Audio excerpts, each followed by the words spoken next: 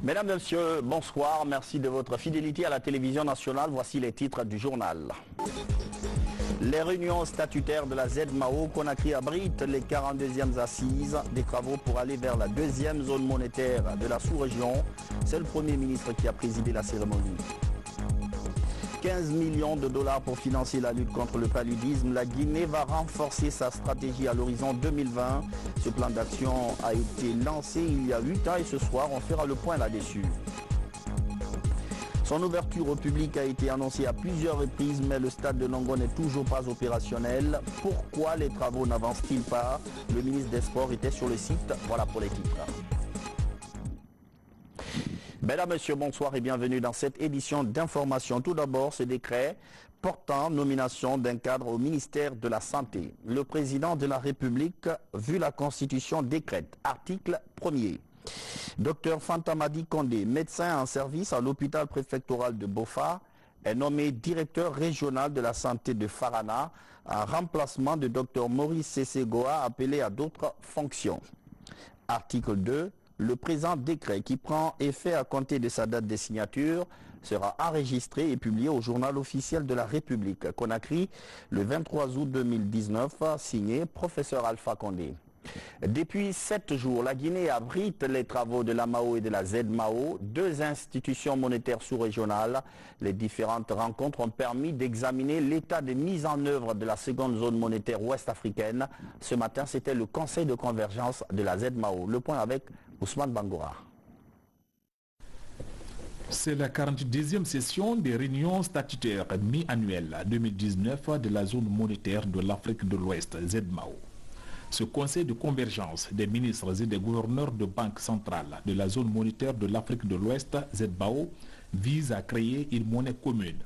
La création de cette monnaie permettra aux États membres non seulement de rendre les économies plus résilientes, mais aussi booster la libre circulation des personnes et de leurs biens. Au moment où nous abordons nos travaux, il n'est pas superflu de redire notre gratitude à nos chefs d'État et de gouvernement qui, en 2000, ont su faire montre de vision en initiant un projet aussi structurant que celui d'une zone monétaire pour la sous-région ouest-africaine. Ce projet est à l'évidence une solution structurante de l'intégration régionale en particulier dans ses dimensions économiques, financières et commerciales qui sont la raison d'être même de nos institutions communautaires. À l'aune de l'évolution actuelle des affaires mondiales, on ne peut que saluer la vision et le courage politique de ces dévanciers. L'évolution du contexte mondial aujourd'hui, marquée par des tensions commerciales et géostratégiques croissantes, est de nature à accentuer la vulnérabilité de nos économies aux fluctuations économiques internationales, considérant notre positionnement sur les exportations de produits bruts et notre dépendance encore forte aux importations de biens. Pour une meilleure intégration de la monnaie unique, appelée ECO, experts et techniciens de la CEDEAO se concertent en vue de trouver les mécanismes facilitant la mise en place de ce programme d'intégration de la ZMAO. Malgré 4 décennies de coopération dans le processus d'intégration économique et monétaire régionale, malgré la volonté politique souvent affirmée et à toutes les occasions de bâtir et consolider une union économique et monétaire effective, l'environnement dans lequel notre programme d'intégration monétaire est mis en œuvre reste hélas encore fragile. Les infrastructures nécessaires au développement du commerce présentent encore des insuffisances notables, en particulier pour ce qui concerne les infrastructures de transport et de communication. Les contraintes financières, de même que la faible capacité attractive et aussi, il faut le dire, la corruption, sont d'autres obstacles qui méritent une attention soutenue. L'établissement de notre union monétaire doit, de ce point de vue, contribuer à favoriser l'intégration de nos économies en formulant des réponses adaptées et soutenables à nos besoins de financement des infrastructures structurantes sans lesquelles la compétitivité de nos systèmes productifs serait limitée. L'engagement de l'ensemble des pays de la sous-région est indispensable au succès de ce projet commun. Je vous le disais donc, plus de 7 jours que les travaux de la ZMAO se poursuivent à Conakry. Et pour parler justement de cela, je reçois M. Mamadi Camara, ministre de l'économie et des finances. Monsieur le ministre, bonsoir. Bonsoir. Et merci d'être sur ce plateau. C'est d'ailleurs vous qui avez présidé aujourd'hui le conseil de convergence de la ZMAO. Est-ce qu'on peut revenir rapidement sur les grandes décisions issues de ce conseil ? Oui, effectivement, j'ai présidé aujourd'hui le conseil de convergence de la CEDEAO. Et parmi les grandes décisions qui ont été prises, on peut citer l'appel qui a été lancé aux États en les encourageant à faire en sorte que la situation macroéconomique soit saine, et la gestion budgétaire soit saine, ainsi que le profil de convergence. Ensuite, comme décision, les états financiers de l'IMAO ont été adoptés. Ensuite, on a renouvelé le mandat de Deloitte et Touché, qui est le cabinet d'audit externe de l'IMAO. Ensuite, on a également adopté une décision qui consiste à maintenir la directrice générale à son poste pour les 2 prochaines années, à partir du 5 août. Ok. Monsieur le ministre, beaucoup se disent, on parle tellement, depuis tellement longtemps, on parle de la ZMAO, jusqu'aujourd'hui, on n'y est pas parvenu. Est-ce que ça coince quelque part? Est-ce que les travaux de Conakry ont permis d'avoir des avancées notables? C'est vrai, depuis des années, il y a eu beaucoup de ratés dans le programme de la ZMAO, notamment en 2003, en 2005, en 2009 et en 2015. Wow. Les raisons principales de ces ratés, c'est qu'on a sous-estimé dès le départ le travail colossal qu'il faut faire pour mettre en place une intégration monétaire viable. Donc, au fil du temps, on est parvenu à lever les principales contraintes. Okay. Et c'est pour ça l'année 2019, à partir de juin, l'année 2019 a été vraiment une année charnière, une année décisive, parce que pour la première fois, on a donné un nom on a donné un nom à la nouvelle monnaie qui est l'ECO. L'ECO. Ça, c'est quelque chose d'extraordinaire. On se demande, on parle tellement de ZMAO, on s'est dit, mais la Guinée a gagné quoi à appartenir à la ZMAO, concrètement? Non, il ne faut pas confondre les choses. La Guinée et les autres pays qui ne font pas partie de l'UEMOA devaient constituer une zone monétaire sous-régionale à part. Voilà, oui. D'accord. Mais cela n'a pas marché. Donc maintenant, on veut prendre des raccourcis pour que la zone monétaire soit créée en intégrant directement les pays qui ne font pas partie de l'UEMOA. D'accord. Voilà. Est-ce que notre économie est prête à s'aligner sur celle de tous les autres pays membres? Vous savez, à ce sujet, il faut parler des avantages qu'on tirerait de cela. Les avantages seront nombreux. Je citerai principalement le fait que cela va mettre fin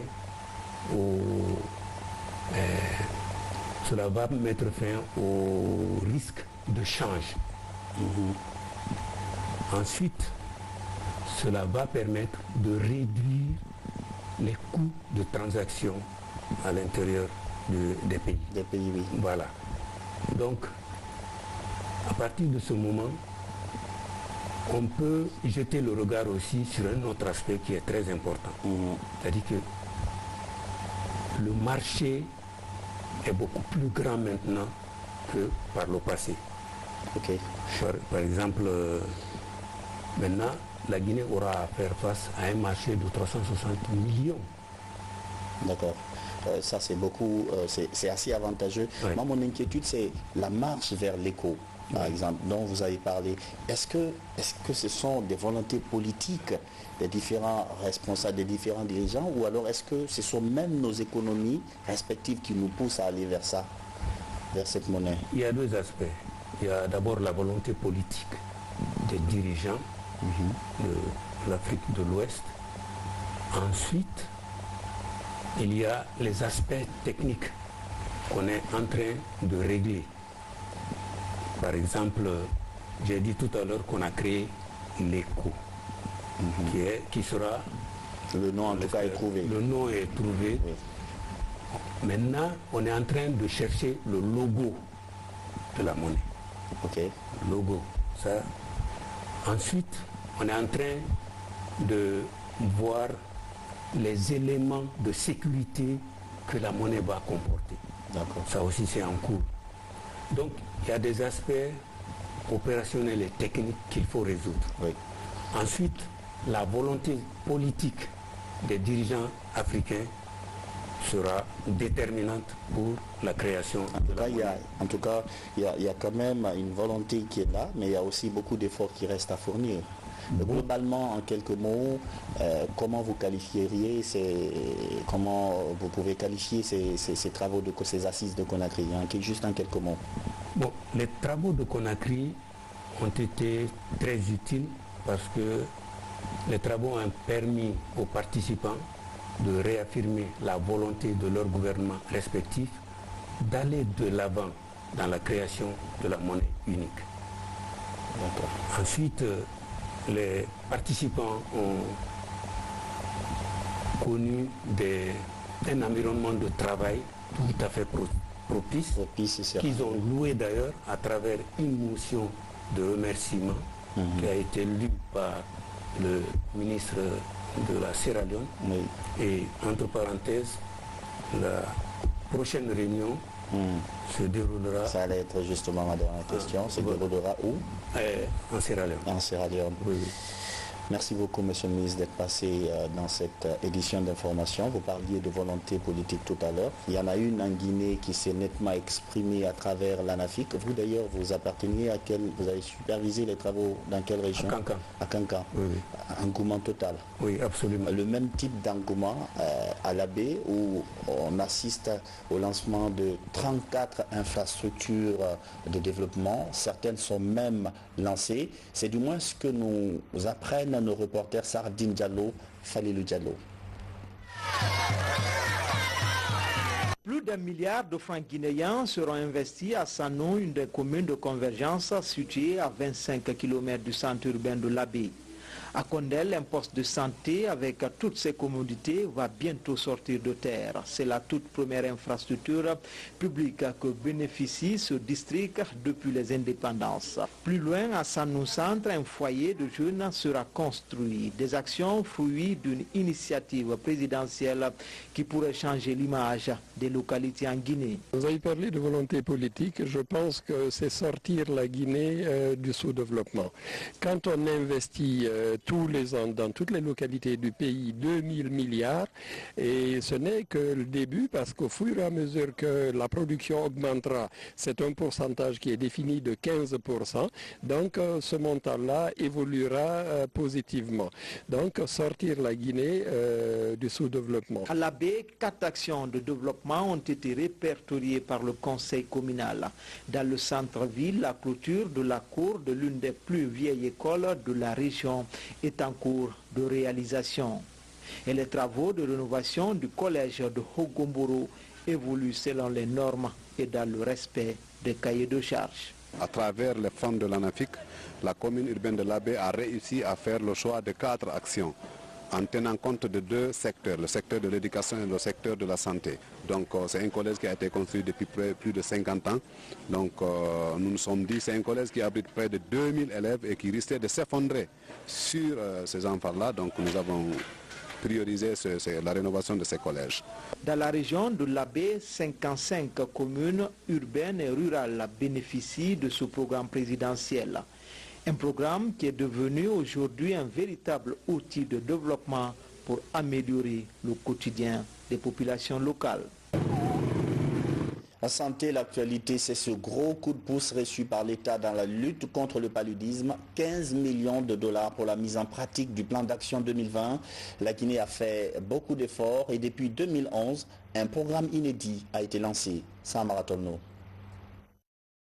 Pour réduire le fardeau du paludisme, la Guinée bénéficie depuis 2011 de l'appui de l'initiative présidentielle américaine de lutte contre le paludisme PMEI.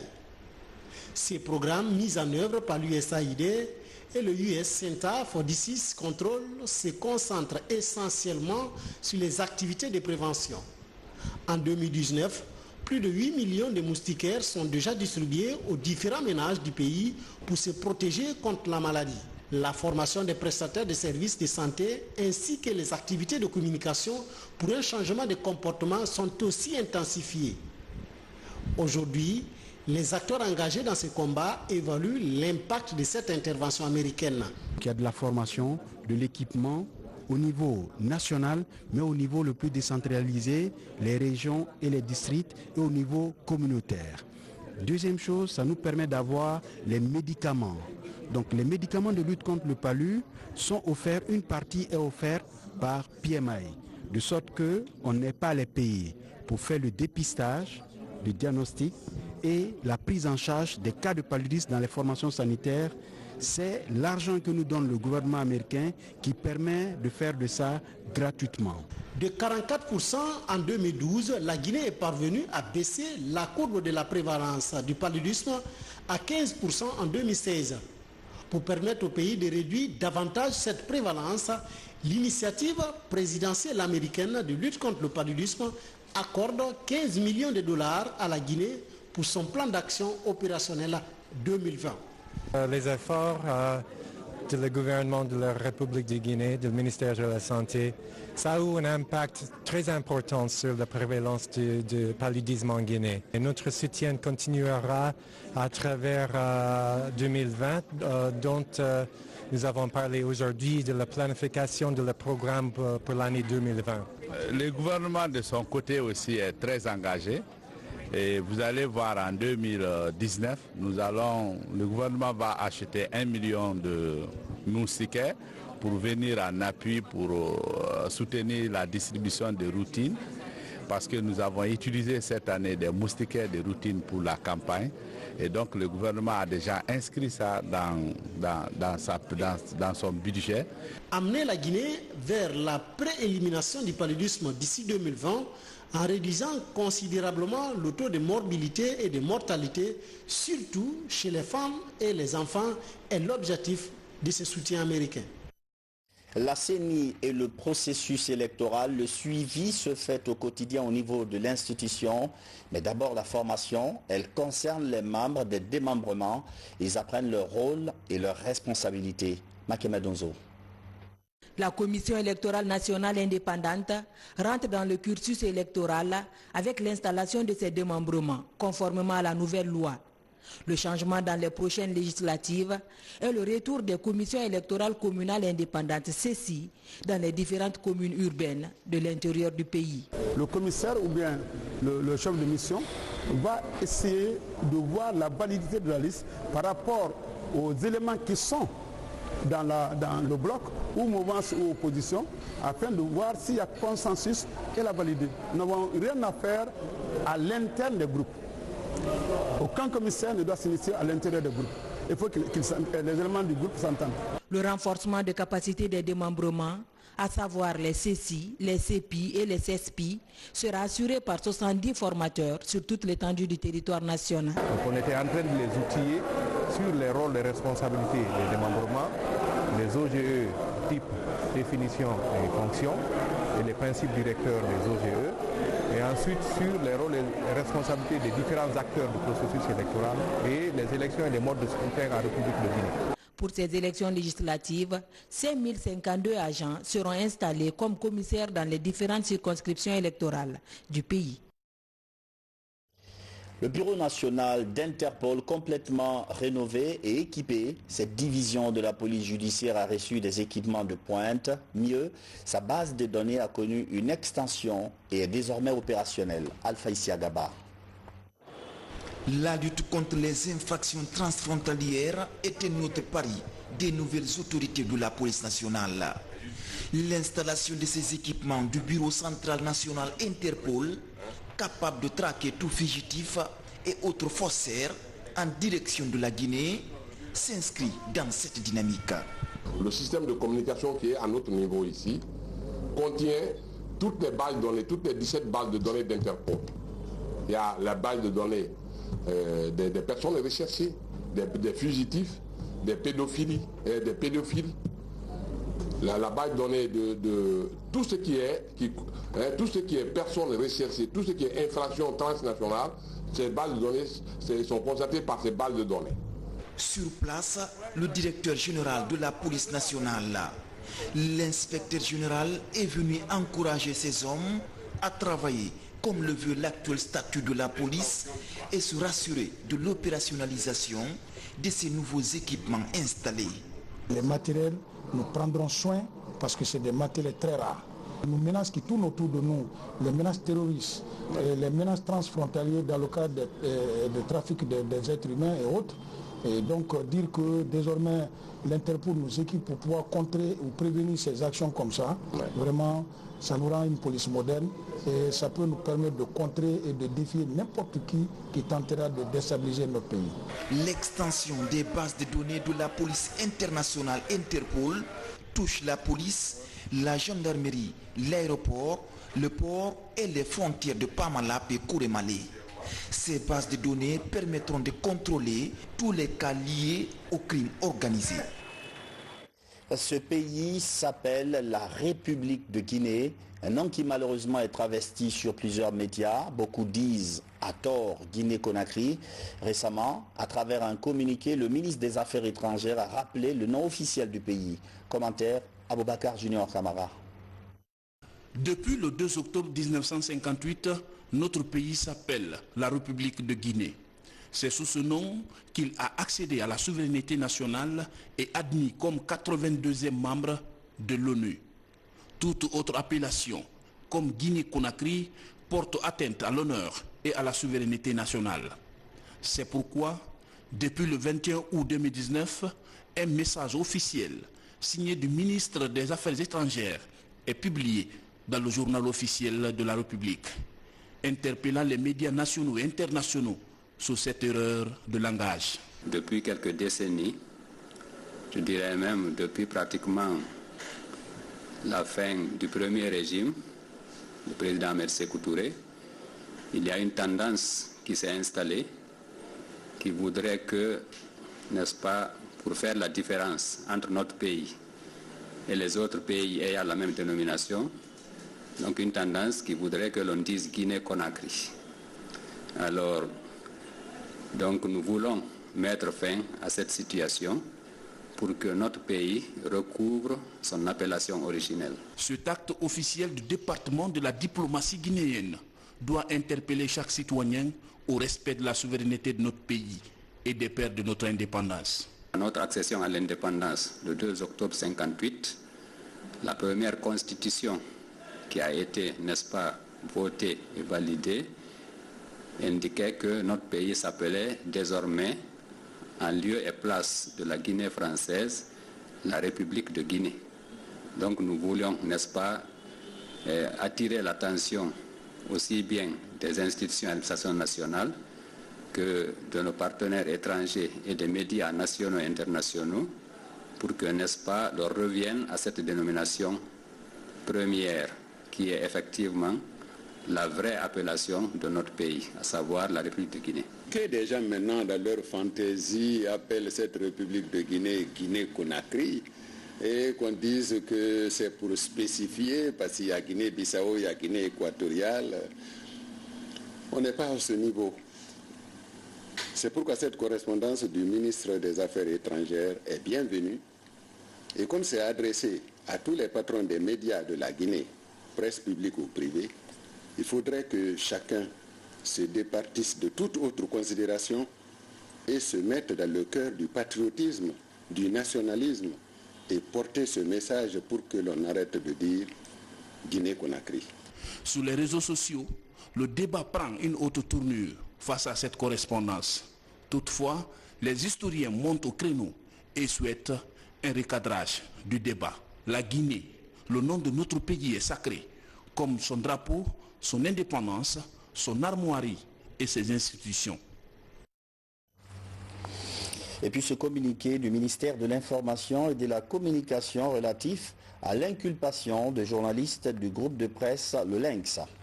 Le ministre de l'Information et de la Communication suit avec une attention soutenue la procédure d'instruction ayant conduit le 19 août 2019 à l'inculpation et au placement sous contrôle judiciaire de 2 journalistes du groupe de presse Le Lynx. Il a pris note de certaines dispositions envisagées par des organisations de médias réunies au sein des associations de presse le 22 août 2019 à Conakry et du communiqué diffusé après cette rencontre. Le ministre de l'Information et de la Communication comprend les dispositions envisagées et rassure ces organisations de son engagement à œuvrer pour la construction d'un espace médiatique respectueux des valeurs qui fondent notre société et notre jeune démocratie. En conséquence, il en appelle au sens de responsabilité des différents acteurs de médias et au discernement dans l'interprétation des textes législatifs et normatifs portant sur l'exercice des professions liées à la liberté de la presse en Guinée.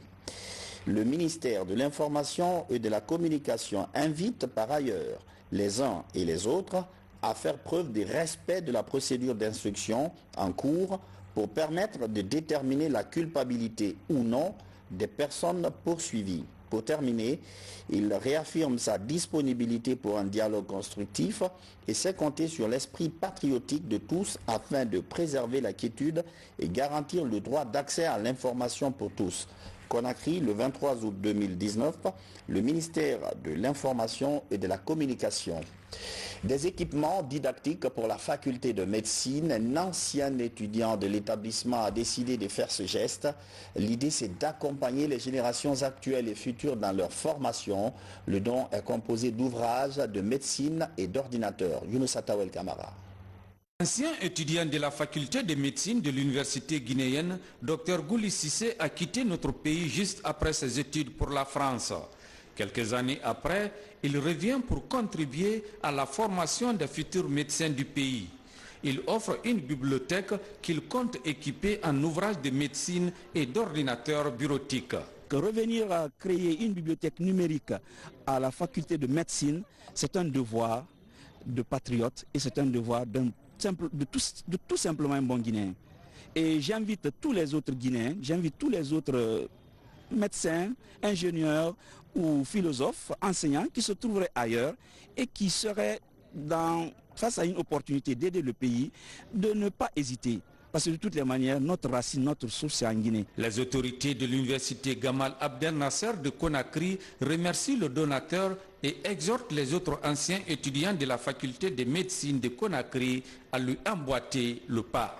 C'est du patriotisme pour nous. Voilà, il a étudié dans cette faculté. Aujourd'hui, il vit bien à l'étranger, mais il a pensé qu'il est toujours important d'apporter quelque chose à la maison. Si on n'a pas de documents, on n'a pas de livres, on n'a pas accès aux livres, la formation, ça devient difficile. On ne peut pas tout apprendre dans les amphis. Il est important qu'il y ait un endroit qui permet à l'étudiant, chaque fois après les cours, après les travaux pratiques, qui viennent se ressourcer pour pouvoir apprendre un certain nombre de choses qu'il n'a pas reçues en salle de classe. Donc une bibliothèque, c'est toujours toujours la bienvenue. Est un étudiant sorti de cette faculté des sciences et techniques de la santé et qui, comme première action, a choisi d'offrir à la faculté une bibliothèque comprenant 1000 ouvrages de toutes les spécialités de la médecine et 15 ordinateurs pour que les étudiants puissent venir les consulter, compléter leur formation et vraiment tirer profit pour qu'ils soient aujourd'hui, comme je le disais, compétitifs, non seulement au niveau régional, sous-régional, même au niveau international. La réalisation de cet édifice viendra faciliter la recherche pour les étudiants de cette faculté de médecine de l'université Gamal Abdel Nasser de Conakry. Une autre formation, cette fois-ci dans le domaine de l'enseignement. 52 futurs enseignants viennent de boucler une séance de remise à niveau. Ils seront orientés dans certains établissements du pays dès la prochaine rentrée des classes. C'est un des pas vers l'amélioration du système éducatif. Alga Simobar. Quand il y aura des expositions. Venus de l'intérieur du pays et de la ville de Conakry, ils ont tous le même objectif, devenir enseignants à la maternelle et au primaire. Pendant des semaines, ils ont été suffisamment outillés en technique pédagogique avant de recevoir leur attestation. La première année, jusqu'en 6e année à l'élémentaire, je suis prêt à travailler avec les enfants. Cette formation était portée en général sur la façon dont un enseignant doit gérer la classe, la façon dont l'enseignant doit savoir maîtriser, connaître ses élèves, en art plastique. Et nous avons fait aussi les sciences humaines. Nous avons aussi fait la pédagogie générale. Leur intégration va sans doute apporter un plus au système éducatif guinéen, surtout au préscolaire et à l'élémentaire. Initiative rime avec celle du gouvernement qui ambitionne de qualifier les enseignants pour mieux former les futurs cadres du pays. La formation des formateurs n'a pas de prix, car tout ce que nous avons aujourd'hui comme capital humain au niveau de nos élèves va avoir sa base à partir de leurs formateurs. Lorsque nous renforçons les capacités des formateurs qui ont pour charge de prendre ces enfants dans leurs mains, en but de donner une bonne formation, je crois qu'on aura réussi notre mission. Pour élargir ces rencontres, les initiateurs comptent multiplier les séances de formation à travers tout le pays. Le combat, faire de l'école guinéenne une école de référence dans la sous-région. La sécurité maritime des marins guinéens vont entamer bientôt une session de formation. Un patrouilleur français est actuellement au port de Conakry avec à son bord des équipements requis pour ce stage. La démarche vise à outiller les marins locaux dans la lutte contre l'insécurité en haute mer. Lieutenant Fodé Aboubakar Bangoura de la presse militaire.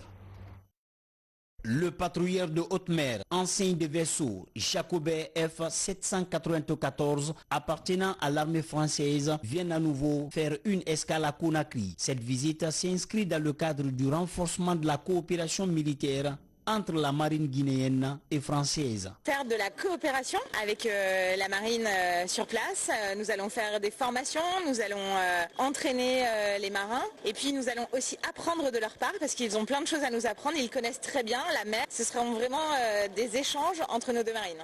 C'est une opportunité pour nous, pour que nos soldats, nos marins puissent faire des exercices, un moment d'échange entre la marine française et la marine guinéenne. Ça va nous aider à renforcer la capacité opérationnelle de nos marins. Dans la poursuite de la dynamique réforme du secteur de défense, l'armée française s'est vivement engagée à accompagner la Guinée dans le domaine de la sécurité maritime, ce qui réjouit davantage la hiérarchie militaire. Dans le cadre de l'action militaire en mer, la France a beaucoup accompagné les forces de défense et de sécurité et grâce à la coopération française, la Guinée s'est dotée d'une préfecture maritime et aujourd'hui la marine est dotée de 2 sémaphores qui fonctionnent pour que l'action militaire en mer soit une réalité. C'est une occasion pour nous de se perfectionner davantage. Durant 5 jours, ces marins français et guinéens effectueront des exercices théoriques et pratiques pour préparer la grande manœuvre dénommée Grand African Nemo 2019. Il y a 9 mois, on nous annonçait l'ouverture au public du stade de Nongo dès janvier 2019. À l'époque, on disait que le stade était prêt à 95%. Seulement, nous sommes au mois d'août et l'infrastructure n'est toujours pas opérationnelle. Ce matin, le ministre des Sports était sur les lieux pour voir ce qu'il en est. Mamadou Saliouba. De façade, il a l'air d'un stade prêt à abriter les rencontres internationales de football. Pourtant, les travaux de finition ne sont toujours pas achevés. Sur le site, le ministre des Sports et le PDG du groupe GBM en charge des travaux pour s'enquérir de l'état d'avancement du chantier. Tour à tour, les tribunes, les vestiaires, les toilettes et les salles de musculation sont visitées. Des avancées sont enregistrées, mais les travaux doivent se poursuivre. L'année dernière, j'étais venu ici au même moment. L'état dans lequel j'ai laissé le stade lors de ma dernière visite, ce n'est pas dans cet état que j'ai trouvé le stade. Mais le mardi, les deux parties vont se retrouver au ministère à une réunion qui sera présidée la chef de cabinet, qui va réunir les cadres du ministère en charge des sports et la société GBM pour voir tous les détails qui restent, ce qui n'est pas fait, et fixer un délai, une feuille de route, un délai sûr, dire que ces petits détails qui restent finiront d'ici tel et nous allons procéder à l'inauguration du stade. Parce que je suis sûr qu'aujourd'hui, que tous les Guinéens s'attendent à l'ouverture de ce stade. Fruit de la coopération chinoise, les travaux de réalisation de ce stade de 50 000 places ont démarré depuis 2008. La partie guinéenne a la charge des travaux de finition. Pour honorer sa part, l'État, à travers le ministère des Sports, avait signé une convention avec la société GBM pour la finition et la gestion du stade. Il faudra encore de la patience pour l'opérationnalisation de ce site sportif. C'est l'aménagement de la cour qui reste seulement. Plusieurs réserves qui étaient formulées par la CAF ont été corrigées, telles que la construction de la clôture, la normalisation des toilettes, l'installation des marques que vous voyez dehors et tout ce que vous voyez vraiment, je pense qu'il y a eu un changement net. En attendant la mise en service de cette infrastructure sportive, la Guinée dispose d'un seul stade homologué par les instances internationales de football. Avec la révision de l'indice du football guinéen, notre pays a 4 clubs engagés en campagne africaine. Ce week-end, par exemple, il est prévu 3 rencontres internationales successives sur le même stade du 28 septembre. L'opérationnalisation du stade de Nongo permettra de décongestionner le vieux stade du 28 septembre. 10 000 plans pour restaurer la forêt de Demodoula et sauver le marigot. Il s'agit d'une action des femmes, notamment l'association des femmes pour servir la Guinée. C'est un reportage de Bakary Bamba Kondé.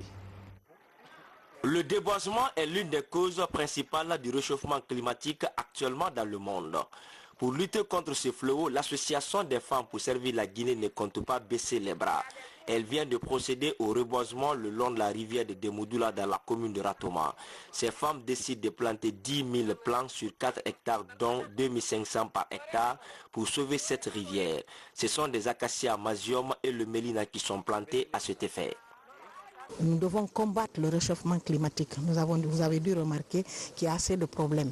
Donc on s'est dit qu'il faut aider l'État, il faut aider les Guinéens. Qu'est-ce à dire? Sinon que planter un arbre, c'est sauver une vie. C'est dans cette optique-là que notre association est venue aujourd'hui pour planter des arbres, donner l'exemple aux uns et aux autres pour que chacun plante un arbre.